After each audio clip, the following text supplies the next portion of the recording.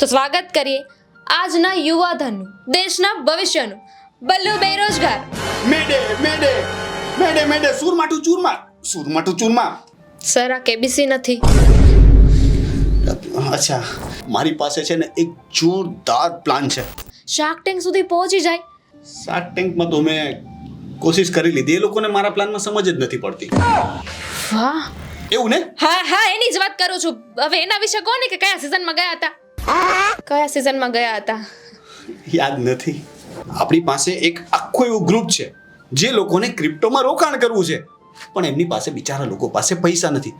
આપણે એમને પૈસા આપવાના અને આપણો જ ક્રિપ્ટો ખરીદવા કહેવાનું, એમને હાયર કરવાના, એમને પગાર અને કમિશન આપવાનું, પૈસા આપવાના, ગેમ રમશે અને પહેલા જ દિવસથી, સાંભળી લેજો, પહેલા જ દિવસથી પ્રોફિટ શરૂ. Master plan. પણ ઇન્ડિયામાં તો આ બધી ગેમ બંધ છે ને. એકવાર પ્રોફિટ થવાનું શરૂ થાય એટલે ધીરે ધીરે ધીરે આપણે બધો બિઝનેસ દુબઈ શિફ્ટ કરી દેવાનો. બોલો, છે ને માસ્ટર પ્લાન? ક્યાં ખોવાઈ ગયા? તમારે પણ દુબઈ આવવું છે? તમે શું અમને લોકોને બેવકૂફ સમજો છો? નમસ્કાર મિત્રો. કહેવાય છે કે કમાવ દીકરો સૌને વાલો લાગે, પણ સવાલ એ છે કે દીકરાને કામ ન મળતું હોય તો શું કરવું? દીકરો બેરોજગાર હોય તો શું કરવું? આવો જ બેરોજગાર આજે આપણી સાથે સ્ટુડિયો પર છે. તો આજે જાણીએ આપણે આવા જ એક બેરોજગારની વ્યથા. તો સ્વાગત કરીએ આજના યુવા ધનનું, દેશના ભવિષ્યનું બલ્લુ બેરોજગાર. મેડે મેડે મેડે મેડે સુરમાટું ચૂરમા સુરમાટું ચૂરમા. સલાવ કોઈ તો બચાવો. અરે તમારો બાપ મરી જશે. મેડે. એ સર, એક્સક્યુઝ મી સર, થોડુંક ભાષાનું ધ્યાન રાખો. કેવી ભાષા વાપરો છો તમે? કાર્યક્રમ શરૂ થઈ ગયો ક્યારનો? એક મિનિટ.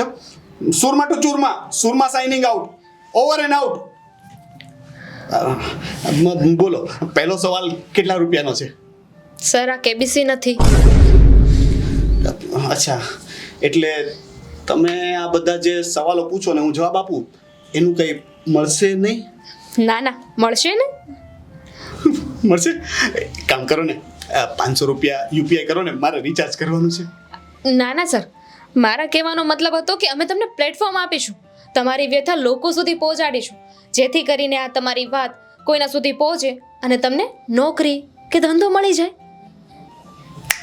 અચ્છા, સાંભળો, કોશિશ કરજો કે મને છે ને કોઈ સારો ફાઇનાન્સર મળી જાય. મારી પાસે છે ને એક જોરદાર પ્લાન છે. આ પ્લાન એટલે સ્ટાર્ટઅપ પ્લાન, રાઈટ?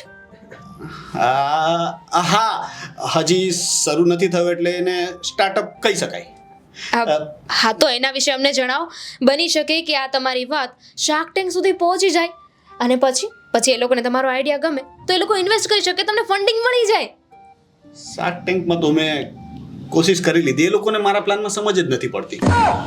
વાહ, એટલે તમે શાર્ક ટેન્કમાં પણ જઈને આવ્યા છો? આ વાતની તો અમને જાણ જ નહોતી. જરીક કોને અમને કયા સિઝનમાં ગયા હતા તમે? સિઝન તો સમજો ને કે ચોમાસું પૂરું થયું હતું એટલે શિયાળો, ઉનાળો, ચોમાસું ને ફરી શિયાળો. શિયાળામાં જ ગયો હતો, પાક્કું લોક કરી દો. સર, હું શાર્ક ટેન્કના સિઝનની વાત કરું છું.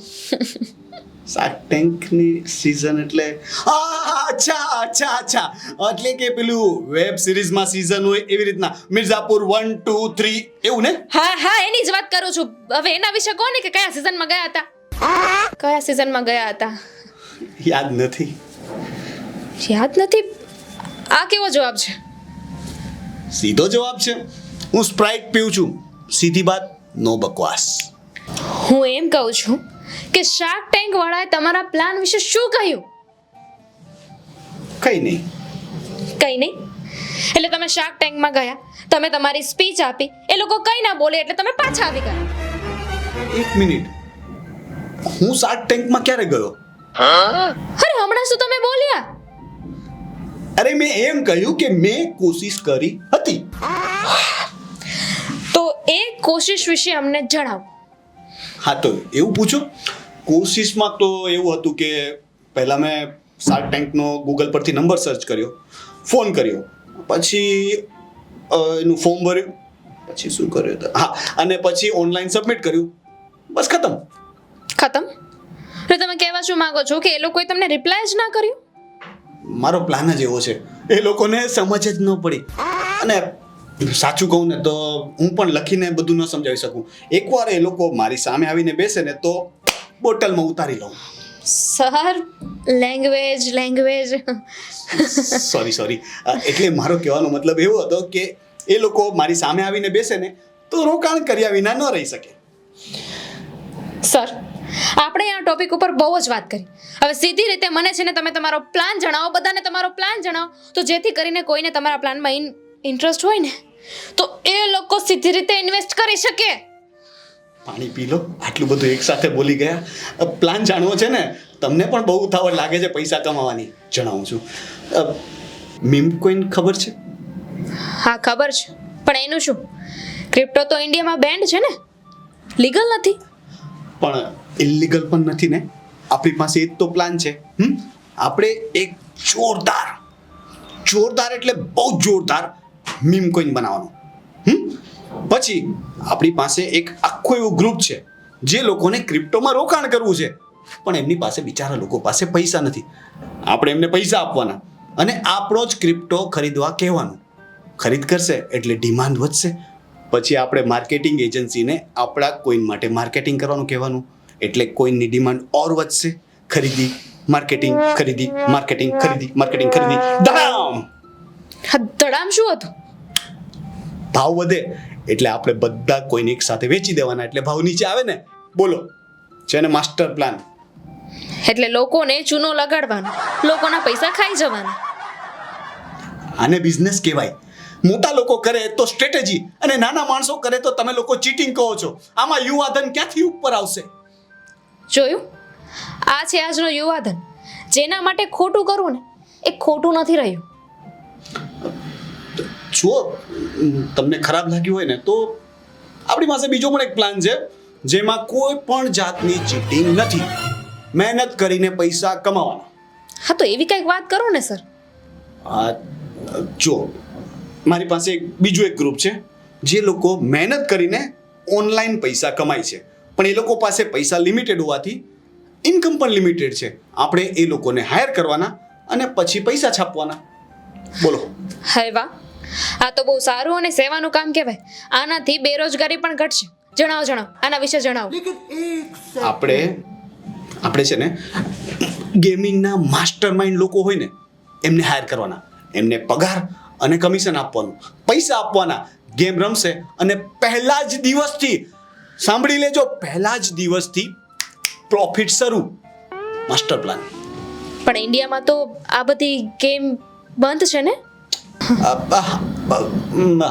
હા, કાઇન્ડ ઓફ. પણ એનો પણ ઉપાય છે આપણી પાસે, જે હું તમને અત્યારે ના કહી શકું. હું ફક્ત ફાઇનાન્સરને જ જણાવીશ. પણ હા, હું એના પછીનો આગળનો પ્લાન તમને જણાવી શકું. એકવાર પ્રોફિટ થવાનું શરૂ થાય એટલે ધીરે આપણે બધો બિઝનેસ દુબઈ શિફ્ટ કરી દેવાનો. બોલો, છે ને માસ્ટર પ્લાન? ક્યાં ખોવાઈ ગયા? તમારે પણ દુબઈ આવવું છે? તમે શું અમને લોકોને બેવકૂફ સમજો છો? જુઓ, હવે તમે અભદ્ર ભાષાનો ઉપયોગ કરો છો. તમે પણ છે ને મારા પપ્પા જેવા જ છો. એ કઈ રીતે? હું કોઈ સાથે મારામારી કરીને આવું ને તો એ મને મારતા મારામારી ન કરવા માટે સમજાવે. બોલો, પોતે મને મારેનું કાંઈ નહીં.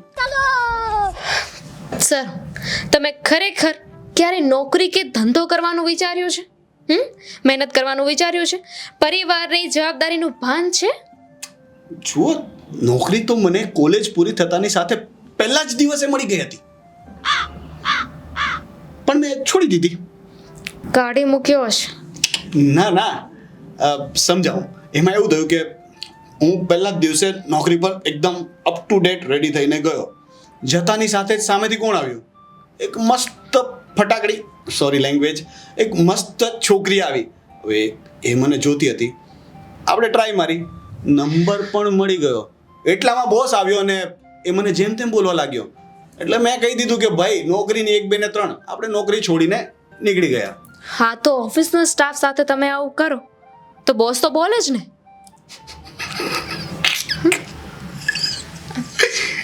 એ બોસની પત્ની હતી.